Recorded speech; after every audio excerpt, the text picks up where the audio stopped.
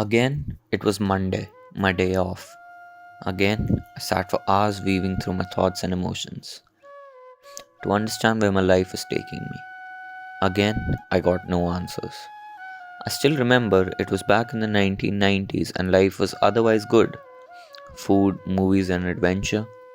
But I had an overbearing discontent within me, and I would try doing odd things to fulfill myself. One day, I simply resigned from my job without any reason, but dropping the job didn't change anything for me either. It took another 2 more jobs, some rather bad fights with my father, and a lot of emotional upheaval within me before my mother compelled me to do the Isha Yoga class in April 1994. And from then on, it all settled for good, or unsettled for good.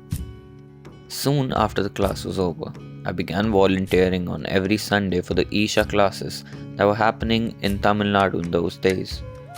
I also came to volunteer for the 90-day wholeness program with the intention of staying for a week. However, I stayed on for nearly the entire program. During that time, the revelation of Sadhguru's spiritual dimensions, seeing an ordinary person attain Nirvikalp Samadhi, intense meditations, and equally intense moments of solitude in the ashram are still among the best memories of my life. After the wholeness was over, I left the ashram with a burning desire to be near Sadhguru. In December 1994, I heard that Sadhguru invited applications for people to receive Brahmacharya. I didn't know anything about this path then, but I applied for it so I could be near Sadhguru. On 27th February 1995, on Mahashivratri, I was initiated along with 7 others. The great tradition of the Brahmacharya order began in Isha. It wasn't difficult at all for me to come to terms with the change of lifestyle in the ashram. No matter how meagerly we lived, those were utterly enjoyable days. Just a handful of us, parties, wonderful cooking, no scheduled work, and the daily mud bath in the stream. Life was wonderful and easygoing. Then, the first ever Samyama program happened in the ashram in May 1995. Subsequently, Dhyanalinga consecration was picking up some speed. Slowly, the ashram started to get a bit more organized, though absolutely nothing like what we see today, either in scale or scope. My work responsibilities included taking care of the production of Sathumavu Kanji for 3 months, as well as handling the electrical, plumbing, and flooring work during programs. Of course, without any training or prior experience. We had to push these lorries through the slushy, muddy roads from Thanir Bandhal to the ashram.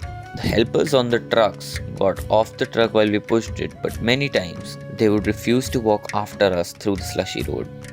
So we would have to unload the material ourselves once we reached the ashram. I particularly remember this one incident when 3 of us unloaded a truckload full of Kadappa stones, each weighing around 10 kgs.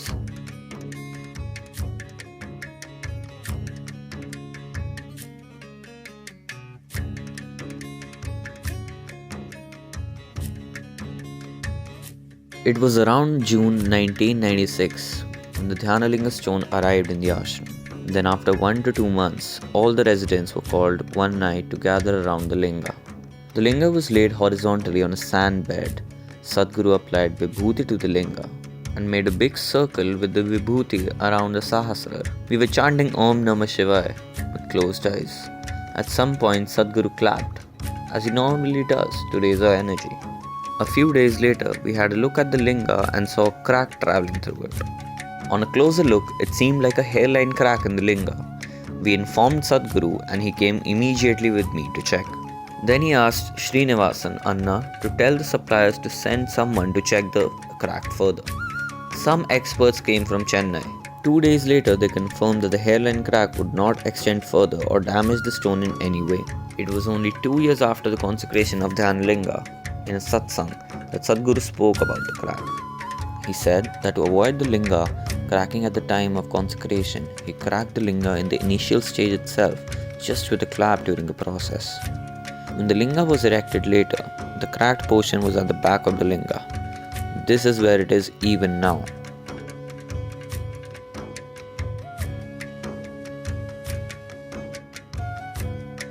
It was September 24, 2001, 7 pm, and I was asked to meet Sadhguru in the shrine. Sadhguru gave me one of his used long shawls and a note that said, 1 year Varanasi and Kedar. The next day, I left the triangle block at 5:40 am and found Ma Gambhiri and Swami Nirvichara standing there with a bag for me. The bag had a woolen shawl, a begging bowl, and the first bhiksha, my next meal. I tore the shawl that Sadhguru gave into three. I used one part as a towel, one as a dhoti, and one as a loincloth. I was going for the Parivrajka sadhana yet again. The previous year in December, Sadhguru had sent me on this sadhana for 1 month. After having darshan of Dhyanalinga, I left. For one moment, I experienced the agony of leaving the ashram for 1 long year, and I gasped for breath as soon as I stepped outside the ashram. However, this emotion left me immediately to be replaced with questions. What will I do? What will I eat? Where to sleep? Where do I go? All these thoughts rankled me just for one day. I knew I could never go back without completing the sadhana, so without any purpose, I roamed the length and breadth of the country. I walked through all kinds of terrains, came across all sorts of people, ate whatever was given, and went through varieties of problems and sufferings. Even after I came back to the ashram, life was never the same again.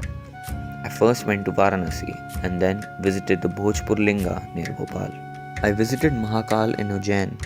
I went from one Jyotirlinga to another and to Kedar in summer. I even went to Agra to fulfill my childhood wish of seeing the Taj Mahal.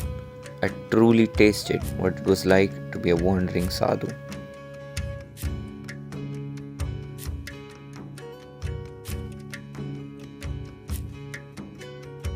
I happened to be in Salem, my hometown, on the day of the Salem Mahatsatsang.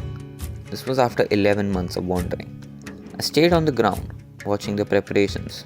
No Brahmacharya volunteer could recognize me, except for one. I went close to Sadhguru briefly, and then immediately slipped off into the crowd.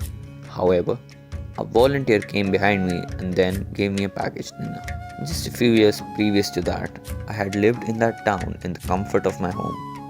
That night, in the same town, I slept on the steps of a shop, and I slept well.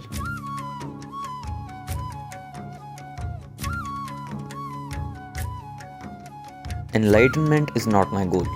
My attainment is Sadhguru's goal, and he won't fail on this. I am 500% sure.